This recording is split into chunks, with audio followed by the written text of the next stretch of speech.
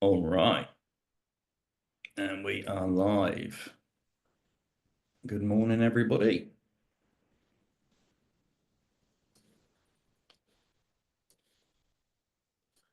How's everybody doing today? Feeling good in the crypto world?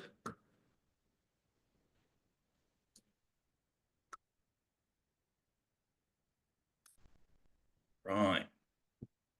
How's everybody feeling about crypto today then?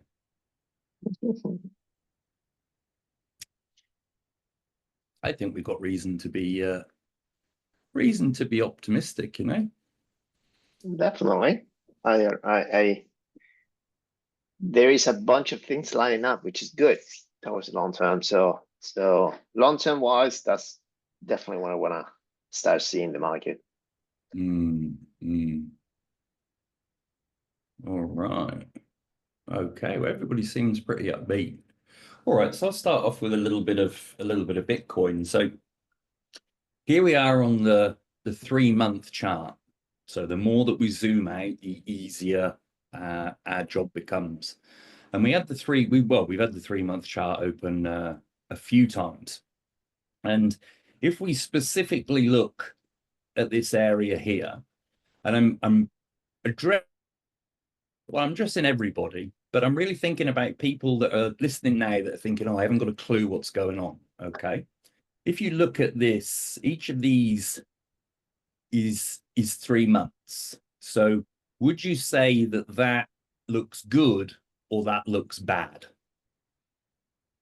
Generally speaking, I know that's really dumbed down, but I'm trying to get people to see that you can look at this and be like, okay, so we shot up here, we went sideways for a little bit, we came down and grabbed a few, cheaper prices, and then we went off, and then we came back down, and we've been going sideways, and we've been grabbing a few cheaper prices. It's pretty good, isn't it? It is pretty good when you look at that 3 month. Look how it's held that support. It's done a little bit of grab for liquidity. Me and Maurizio were just talking about dollar cost averaging. Dollar cost averaging in on these wicks is a great way to play BTC.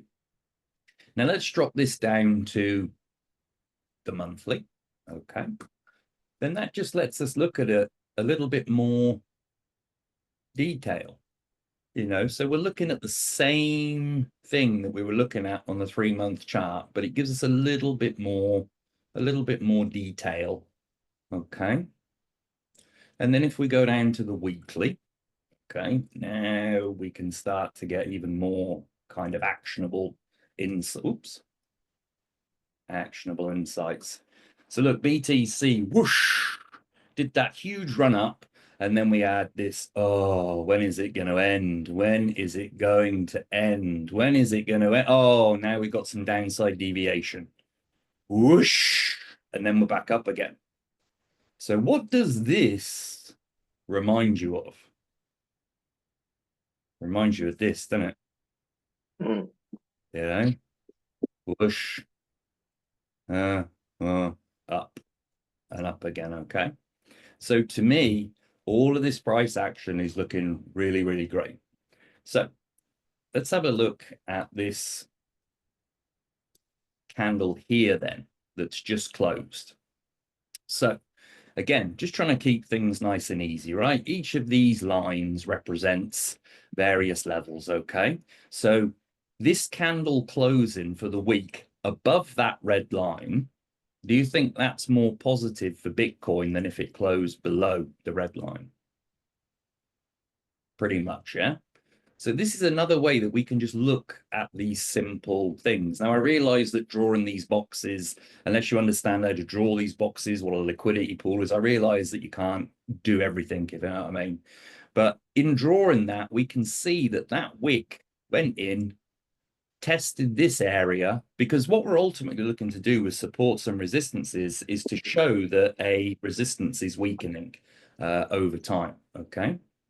So this is a really positive candle close for me. Now we get into the percentages. I don't think I got a general brush. Whoops. The general brush drawing tool. See, I don't use that brush. Oh, there's the brush. There's the brush. Okay. So let's get some Scott squigglies on there, okay? We can go. What type of squiggly you gonna draw, man? Don't Yeah. be kind, be kind. We could come back down here, grab a bit of liquidity, and then we could shoot up there and start to do various bits around there. We could just take off over there. We could take off to that line, come back, and then we could retest it, and then we could go. We could take off straight away like that.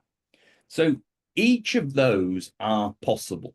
And then what we try and do is we try and weigh like a percentage on them. Okay.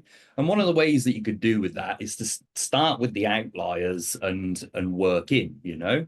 So if you were to say, I think Bitcoin's going to do that, you've probably got like I don't know, 1, 2, 3, 4, 5% chance that could happen.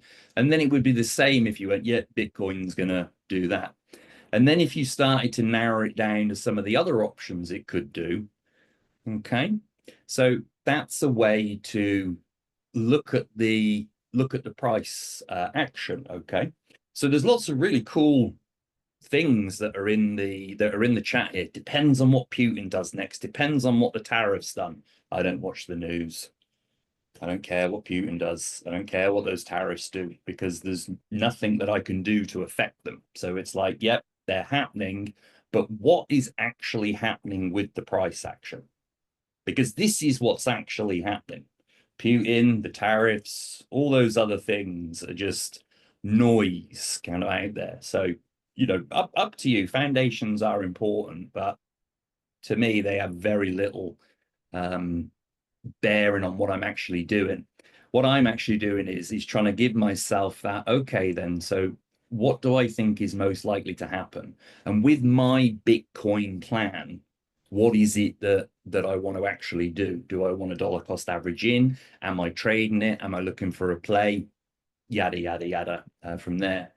There was an interesting squiggle chart that Scott showed in his email, I think Monday last week, of Bitcoin decoupling from the S&P 500. So that's another kind of interesting statistic that I would look at before I concern myself with any kind of, you know, news or anything. What is actually happening? And then finally, we could go down to the daily, and then the daily just gives us, you know, we can look at how the week plays out. Oops, from the daily. So if we look here, then we've got 1, 2, 3, 4 days that we've wicked up into this area, trying to show that that area as a resistance is weakening, okay? But we've had a rejection from it now. So if you're looking for a trade, then the type of things that you want to ask yourself is, what do I think is going to happen with this next? Okay. We've had 4 nibbles at this. Okay. And I think we might have just candle closed above it there. But then we candle closed outside of it. So do you think there's more chance of this candle coming down here and producing one of these downside wicks? I mean, it could be 1 or 2 candles. Or do you think after this rejection, it's going to have another go? It's difficult. It's difficult. So then we bring in other things. What does Scott say about periods of low volatility? Because this is something that he talks about a lot. So low volatility usually, yeah, Richard Bannister, Pent Up Emotion. Low periods of volatility usually precede bigger moves. Okay, usually precede bigger moves. So there's, for me, there's a lot of little indicators that are happening, a lot of positive indicators that are happening. And all we can really do is look at these different indicators and be like, okay, then. So starting off broadly, what do I generally feel about Bitcoin today? I'm generally feeling upbeat about Bitcoin. Is there a trade I want to take with Bitcoin? I'm not quite sure. I think I'd like to see a little bit more evidence. But yeah, I'll keep it to about there. So those are my kind of general thoughts on Bitcoin. Now, the other thing is the emergency. I'll cover this in detail. We've with the alts, right? We've been going into a bottoming out period, okay, which means hang on. John Miller says, why are we guessing slash predicting? I thought we follow the trend, not predict. Well, we have to predict, John, because we don't know anything. We don't know the future. So you can use guessing, but what we're looking for is probabilities. That's the world that we're trying to live in. What's the probability of an event happening? So going back to alts, then alts have been going through their bottoming out period, which means that uh, they're starting to break out now. And there's so many coins that are let's have a look. Let's get it on weekly so that we can see it. You see how clear and easy it is when you operate on these higher time scales. Okay. So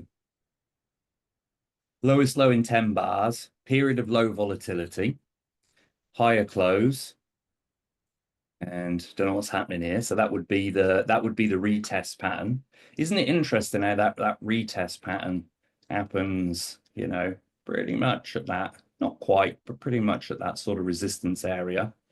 So there's a lot of coins that are going to be breaking out, and you can get as fancy as you want, but effectively that's what you do, is draw a line like that on so many of these coins that all look identical. So you'll have heard Scott say, like, you know, it's the same turd wrapped in a different glitter. So that's when you'd be looking for a little bit more, you know, confirming evidence, be that the ATR, be that the RSI, whatever it is that that you like to use. But there's so many of these that all look the same and are all coming out of their bottoming period. And however you want to kind of line it up with the wiggly lines, like we can fight over these wiggly lines all day, but it kind of looks something like that.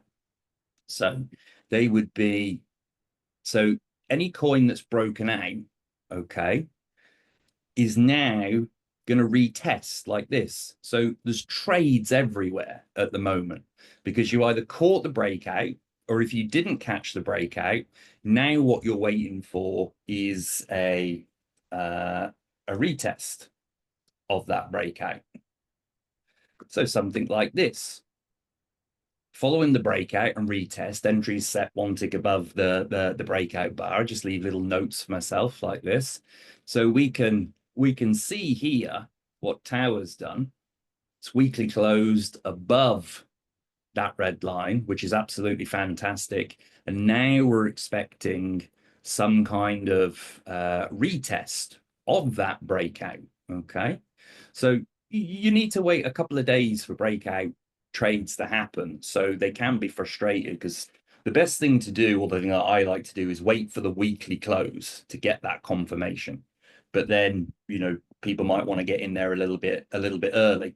So now I'll come back to this tau after we've had the lesson, and I'll drop down to the daily, and then I'll start to figure out where is it that I would like to get an entry on the daily.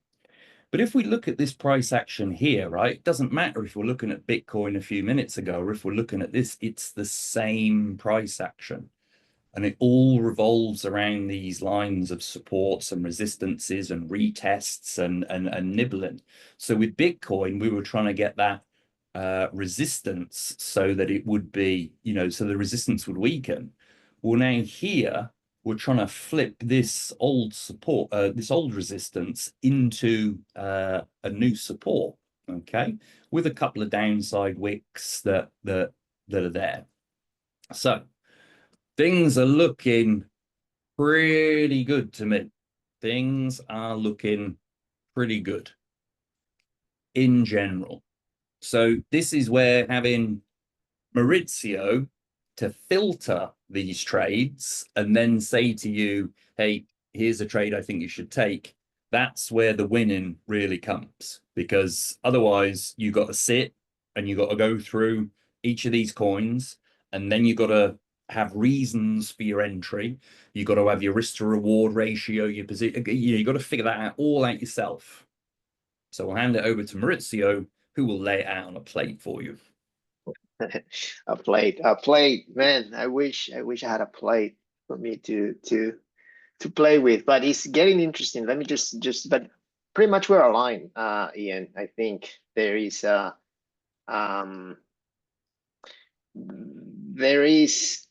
lot of confluence in the area that you drew. Let me just go through my thesis and things like that. You guys see my screen now? Yep. Yeah, we can.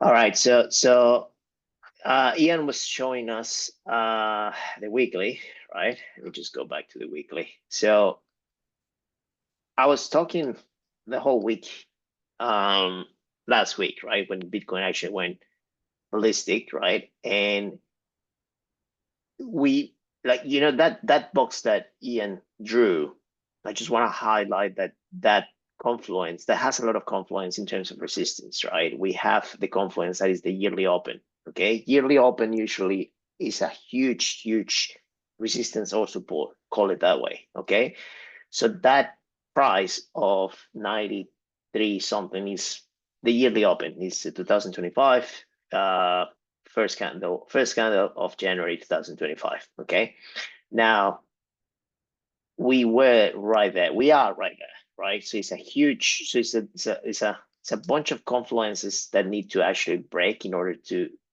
take us all-time high, which I'm just building my thesis is, are we ready to go tomorrow, or are we ready to go in 2 months, 3 months? But long term, we kind of ready to go. Okay, it's just the volatility that might happen in between and the position that you might to do, right? It depends if you trade with leverage, without leverage, with spot, that you have to be aware of. Okay, so and why do I say this? So I just want to highlight that level, right? And I also want to highlight this level here, which if I bring it from the daily perspective, okay, I did talk about it on Friday, and I was very reluctant. There is a lot of resistance at this area here, okay? There was this period from the 5th of Feb, this is actually the one that actually broke everything down, okay? So I expect a lot of resistance there.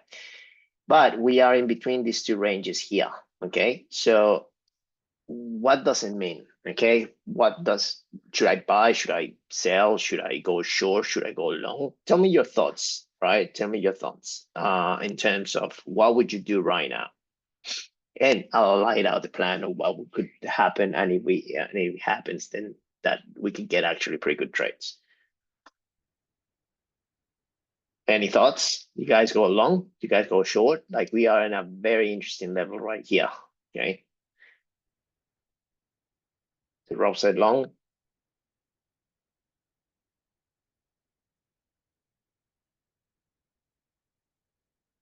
All right.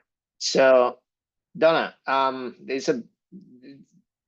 says, thank you, BTC limit at 88 long, 88. Let's have a look. 88. That's not a bad idea, right? So downside of the limits is you have to, if it is a spot, that's great, because if we do have like a confluence of events that you can start triggering the price down, it fills your order on 88, but then is that the bottom?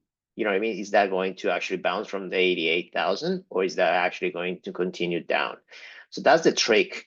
But being on an uptrend, right? That seems like a visible idea. If we actually get liquidations to the downside, and you know what happens, right?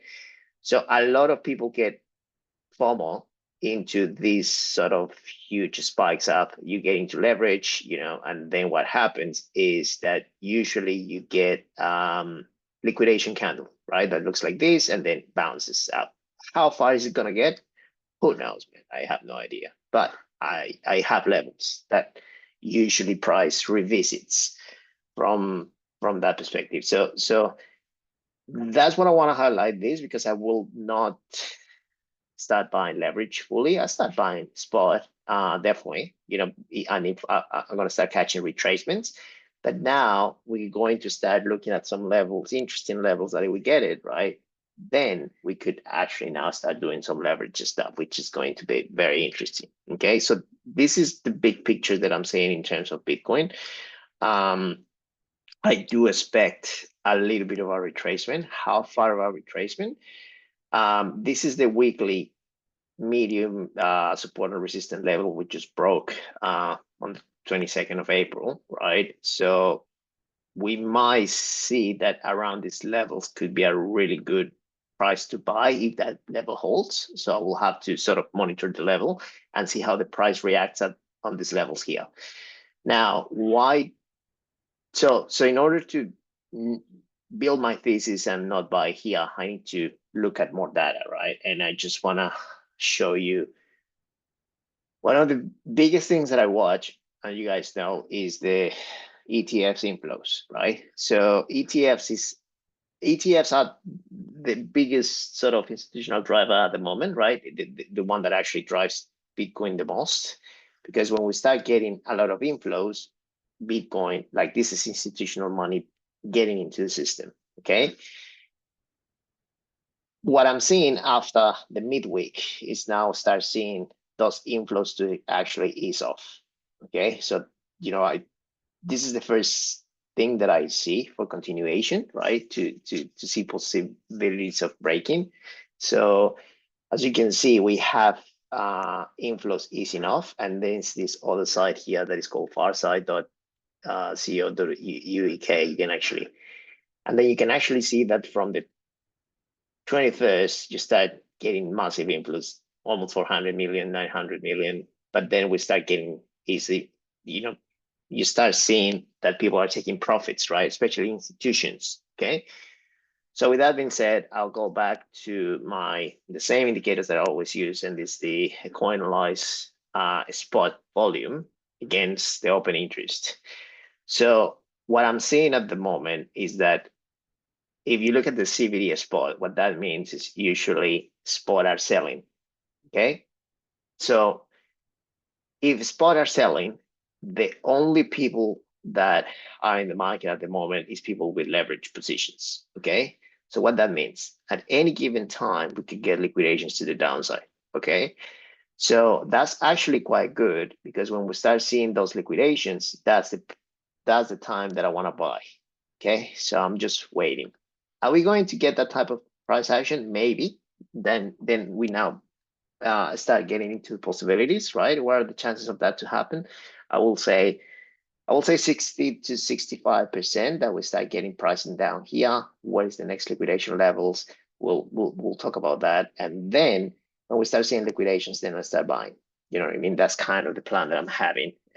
Because longer term, we do have a bunch of interesting things that are happening in the crypto world. So I don't know if you guys saw last week, this guy, Jack Mallers, they created a 2021 capital fund, Bitcoin fund, and it's actually getting a lot of traction. So this is kind of pretty good long-term news for the crypto world, because this is going to do a lot of in terms of the on Bitcoin movers, we have obviously the institutions, we have Sailor, buying, and MicroStrategy and all the strategy. They drive the price, they buy, they hold, yeah.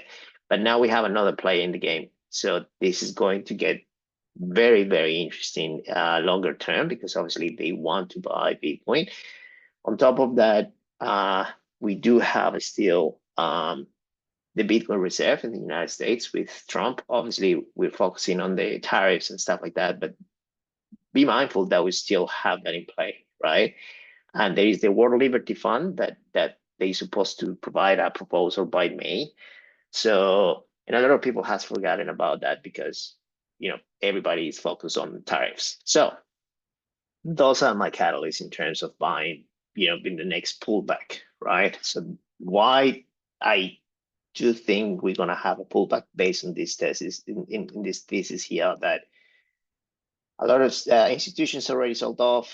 You're going to sort of have a little bit of leverage, sort of. It's not only leverage. You can actually get if people went long here, let's say at 91, and they have the stop losses. At some point you're going to start triggering stop losses, and liquidations, and that's going to drive price down. How far? That's the question in hand. Okay. I cannot actually tell you. I can just get some levels, right? That maybe we can drop towards to, and then see if the price actually reacts on those levels. Okay, so that's kind of the bigger picture for me in terms of Bitcoin. So yeah, I was very reluctant to start buying heavily at those levels. Okay, as you saw during the week, I didn't buy much, right? Unless you're trading, which buy one day and sell the other one or the other day. Then, but what we're doing is trying to get good positions here for a longer term. That's one of the strategies that we use here. All right. If we go back to Velo data, I want to see what are the sort of sector performances that actually perform the best. And obviously, we know that memes are getting there. In the last week, actually, memes drove the price again. AI, there's some of stuff of AI that I want to get into it, which we already started getting to. Neil, we're going to talk about that one. But then, yeah, memes definitely one of the ones that actually drove the price. Is this going to have continuation to the upside? I do think so, but we'll go into some meme stuff that I'm watching. Okay. So, Joe, surprising. Todd, yes, this is very, very good for scalpers, man. Like this is a great thing. The problem for me, like I do some scalping and I do some scalping trades and things like that. But by the time that I send the signal through, he's already to profit. So it's really tough to actually do the scalping signals and things like that. But then obviously, medium long term. So that's what we're trying to do. But yeah, man. Yeah, Neil, let's go through a few things that I'm watching. Okay, so that's kind of the macro view in terms of what I'm watching, right? I want to see hopefully any sort of pullbacks to either this level here, 91 or even 90, right? And see price to hold up and start buying technically, right? Total tree is basically at the same level, but it hasn't been able to actually break that level here. So I'm conscious that this could actually get back down to these levels here. So we are between a range on total tree. Okay, there's a few other layers, right? Meme coins and AI stuff that actually went ballistic, but it's looking good. Like long term is looking good, but then we could have a little bit of choppiness around. Okay, let's have a look at Ethereum. Ethereum hasn't done anything. Why do I track Ethereum? Because once we start seeing Ethereum breaking up this level, the 1900, I think we're gonna see an influx of alts pumping up, and that's what I'm tracking Ethereum very, very closely. Okay, so yeah, it's not doing much, but it's not like this could actually be seen as a deviation. Let's see if this actually holds up, like the 1700. But it doesn't look bad to retest the 2000 level at least, right? We're still sort of in a very sort of structure, so it hasn't been able to actually break the structure to the upside. So yeah, I'm still indecisive about alts yet. Solana, Yeah, I did mention that this is the only one that I really like. A couple of like last week. Don't know if you guys bought. We're still positioned on Solana, by the way. And I, even though we might get a little bit of choppiness, I do think that 200 is a very interesting level for this one. And if it breaks, then we're gonna get all-time highs. But we need capital. We need influx. Okay.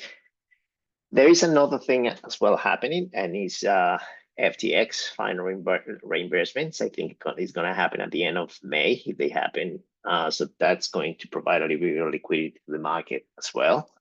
So there's a bunch of things that slowly but surely they're lining up to get us there, right? Yeah, in terms of probabilities, I'm very I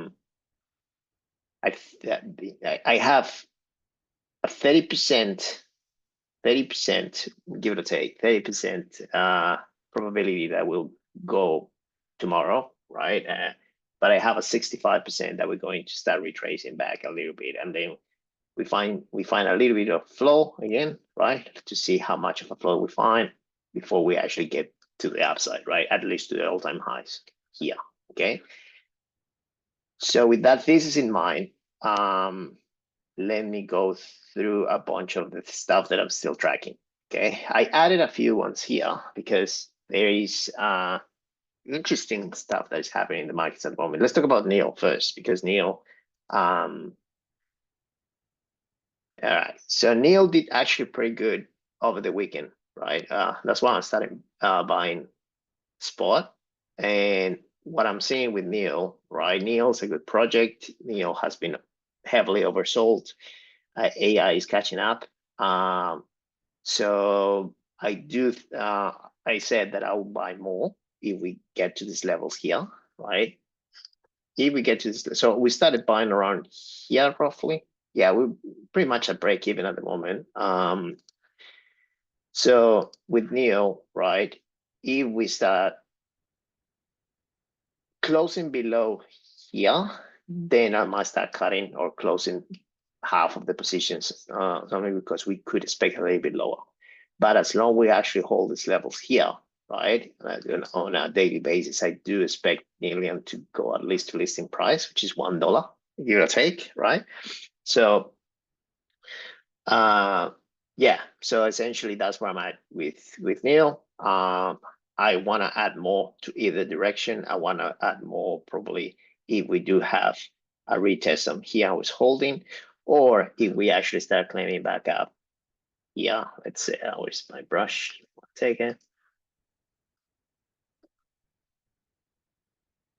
Something like that, let's say. We might start getting another position up here on the upside. Okay, so I started buying, but then I didn't buy a full position yet. So that's where I'm at in terms of NEO. AI 16 did a great run. Man, I was tracking this one for a while we got into a position here, we get a little bit of profit, but I was watching for this sort of short squeeze coming up. So AI 16 looks pretty good, but it's still, it sort of broke structure, like the first sort of bullish structure that you can actually see in here, which is these levels that happened in March, technically. So it looks pretty, what happened here? It looks pretty good to start buying. We'll do this one on leverage, not yet. Why? Because this could actually drop dramatically, right? AI 16 has been one of the most volatile. Well, all alts have been volatile, especially all AI stuff. So obviously, buying this on leverage is pretty tough to say where the stop is going to hit or where not to, right? Unless you actually do a spot sort of a stop. Price could do this, right? And get back up easily, okay? And so we have a gap of roughly 40% to the downside before we move down another 40% to the upside as well, right? So, and you can use this level to say, is this going to, hold this level here, which is the previous sort of resistance? So we'll see what happens, but at least I do expect to have a pullback to here. Let's see how it goes. So I'm tracking this one very closely. SUI, we are already on SUI, okay. SUI went beautifully up. So we're still on SUI. We haven't sold any of our bags. I don't know if you guys bought or anything at these levels here, but we've been doing great with SUI. So what I wanted to do is, and I did talk about it last week, is to, now that SUI is actually clearly is sort of on the break of being the strongest, the strongest out there. So I'm watching all the betas, right? All the ecosystem on SUI. So the first one that I wanted to start buying definitely is Cent. So Cent is a lending protocol for SUI. Now I wanted to buy, like, this is one of the ones that I want to buy, right? So I might start buying at these levels here. As you can see, this could be a really good range to start buying. We'll do this on leverage, maybe not. It's very hard to do it on leverage, but this could be my second option to start buying Cent. So obviously this is one of the ones that I want to keep track of. Cetus, that's another SUI. This is another one I'm tracking, but in terms of risk reward, I like Cent better. It's a newer product, it's a newer protocol. Therefore, it could, at least, same thing as Neil, we can actually see an upside, probably up to listing price, which gives a pretty good sort of target. 251% there, so that's not a bad idea, right?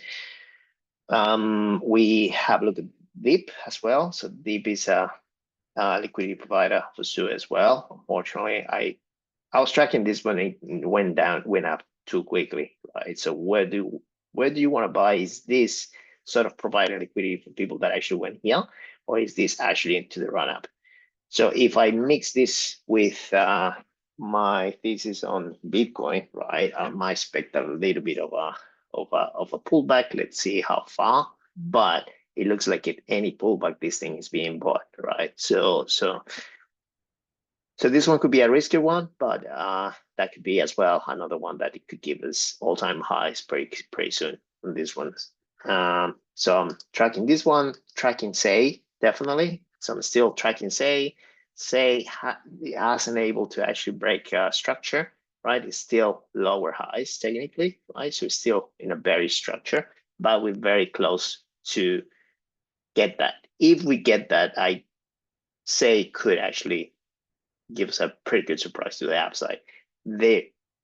It's not, I don't know why the markets do this between Say and SUI, right? These two sort of protocols. But then usually when SUI goes, then Say follows, right? So that's something that I'm following closely. Now that SUI went like ballistic, I do expect Say doing something similar. So I wouldn't mind doing a leverage position with Say. So I'm tracking this on leverage. It could be risky. You can get it stopped out, but this is one of the things, right? You can actually see a clear deviation. So I really like SUI from that perspective. And now that we start seeing a lot of DeFi AI stuff coming up, I do think Phantom, which is Sonic, old Phantom stuff, same position here. So it's a lot of alts doing exactly the same thing. Okay, those are my favorites at the moment. So I've been tracking those ones closely. Let's go into the meme stuff, right? Bonk. Oh man, I missed Bonk. Yeah, I did talk to you guys on the video, and I was sleeping, and then obviously did not take this trade. But then that was trade. I did told you. I don't know if you guys, if anyone actually took this one to buy at this level here. Price just sort of target that, and it actually went nuts on Friday and Saturday. So is this going to have continuation? Let's see how this level plays out. But Bonk looks pretty good. Pepe. Pepe is not doing as great as Bonk, but he's actually breaking the structure. It did not trigger my trade technically. So I do see a little bit of losing momentum here, so I don't like it that much. That's why I really like Bonk at that time, but I don't like it Bonk now. from a trading perspective.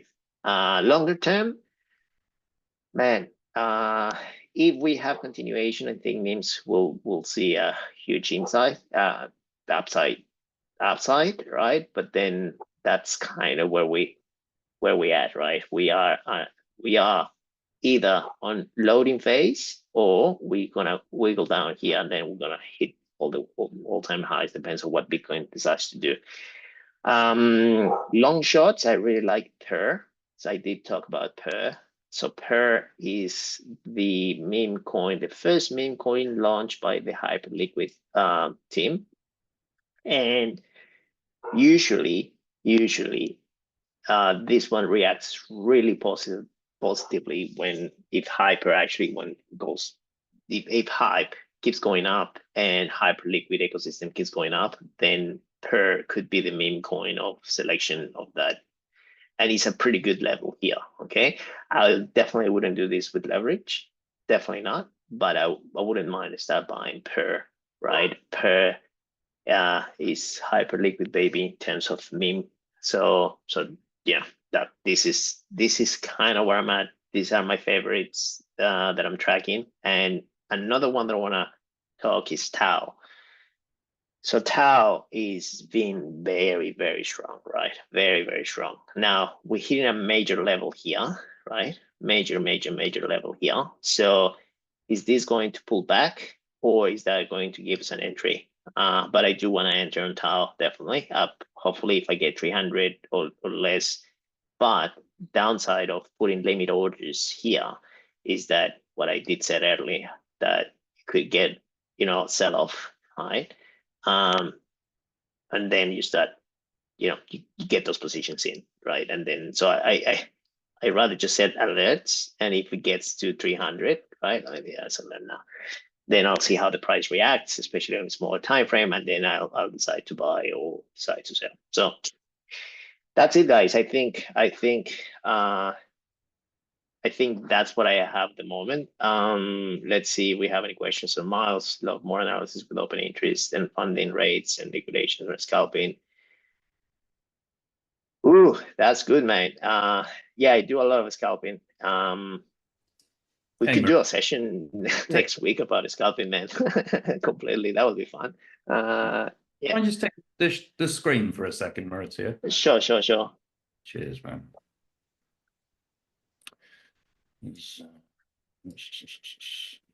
All right. David Winner, are you still with us, David? So the Meme Coin Millionaire Group. Okay. So if you scroll down, Meme Coin Millionaire Vault Update, 13th of April 2025. Can you let me know that you can see that, David? Okay, good stuff. All right. Back to you, Maurizio. Yeah, all right. Yeah, this is one of the things, guys. I think scalping for me it just depends of of your personality, right? But sometimes I rather just take some quick gains with high leverage that takes an hour, and then you could do the same amount of money technically, right? That you hold spot for like 2 months, something like that, right? But then it's a skill that you have to train because you can get beaten.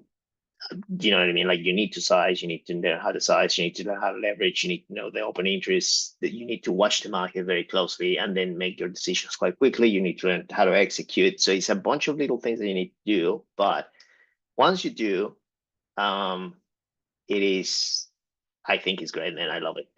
And I've been saying all along, right? If you guys scalp around the big levels, to the opposite side of the equation, man, it could be pretty profitable, man. It could be pretty profitable. So we can do that probably in the next couple of weeks. I can prepare a couple. If you guys are up to, I can. And unfortunately, I would not be able to call trades on scalping because, like I say, they usually go in 5 to 15 minutes. By the time that I send the signal, the entry is gone technically, right? All right. We have interest about scalping. Okay, so we have two. Give me another 5, and next week I'll prepare the session for scalping. Well, let's not promise, Mauricio. There we go. I wanted to say, but then that could Yeah. be good, man. All right, But let's next no, I session. mean, this is a really interesting thing here, because if you put on a presentation for scalping, there'll be a few people that will really benefit from it, and there'll be a Mhm. bunch of other people that'll be like, well, this is really cool, but I don't know what I'm doing. And then it's be like, Yeah, I hey, know. could you give us more? Could you give us more? And then it's like, well, how about we do some kind of paid course for scalping? Oh, I'm not so sure about that, Ian. But it takes time, it takes resources, and Yeah. scalping really is for people that know what they're doing. If you can't position a size, if you can't get an order on quickly, then scalping is not for you. So trying to figure out the level in which to give this information, that's the Mm. that's the challenge. So just let me know in the chat, would anybody be interested in something that would be paid, but that would go much deeper into the scalping than what really would be a surface level um, introduction from Maurizio. This is just to see if it's worth the time, because if it's worth the time, great, we can do it. If it's something that we're just trying to put together. Yeah, that's interesting. Okay, interesting. That's good. That's good. We might talk a little bit about, like, next week, just for 10 minutes, especially how do I look at the the funding rate and stuff for scalping. And then we can perhaps do something more in depth for people that have no idea about order sizing, all that sort of stuff. You know what I mean? So bear in mind that if we talk about scalping, it's for people that already know how to trade, already know how to size, already know how to execute, already know how to place trades and technically to either direction. But then we might, yeah, Ian, that could be a really good idea to actually get something for people that just are not at that level yet. Because there are a lot of opportunities in the scalping. Like pretty much every single day, there are opportunities. Every single freaking day, man. So yeah, that sounds good, man. I'm excited. That could be an interesting thing. Oh no, man, I do not. Funds are a lot of responsibility, man. Mariano is like, yeah, no, there is, yeah, and scalping has a lot of intricacies. So obviously, yeah, I just do it with my own money, and just it's great. Keeps me sane, man. Keeps me sane. All right, so let me give you a good scalp trade that I'm tracking right now. In virtual, if you're interested, right? Virtual. Ah, I think it's already gone. I was watching it this morning. So usually, right? Um, virtuals, right? It's been like pretty much everything is so overextended. So when everything is overextended, what I'm looking for shorts, right? I'm looking for shorts. Ideally, like I was looking to see how they open closed, but then obviously I go into sort of small time frames, and usually this one is already at the scalp that already happened and already gone. Like if you go into probably 5 minutes, right? That would be roughly my trigger. You always have deviation, and then that would be a trade, right? Yeah, it's already gone. But then that's kind of the stuff that I was watching for scalps, things, deviations to a oversold sort of level or overbought in this case. But then yeah, I was watching this one, but I hope, yeah, this could go lower. It's breaking the structure to the downside. But anyway, I really like scalping. I can talk forever, but this is just an idea what I was watching. And if we look at the open interest on a virtual, this is just something quick so we can finish the call, right?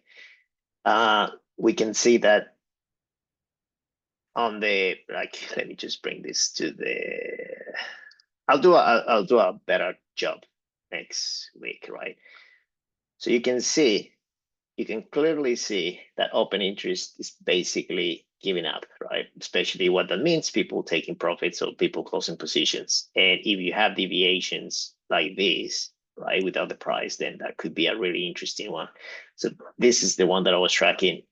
The scalp trade technically is already gone for me, but then that's in a way. I'll do a little bit more insights on that next week, but then yeah, something fun.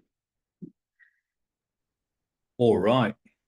That was an awesome call, man. All right. Well, look forward to next week then. All right, guys. Great week in crypto, everybody. Ta-da. Have fun.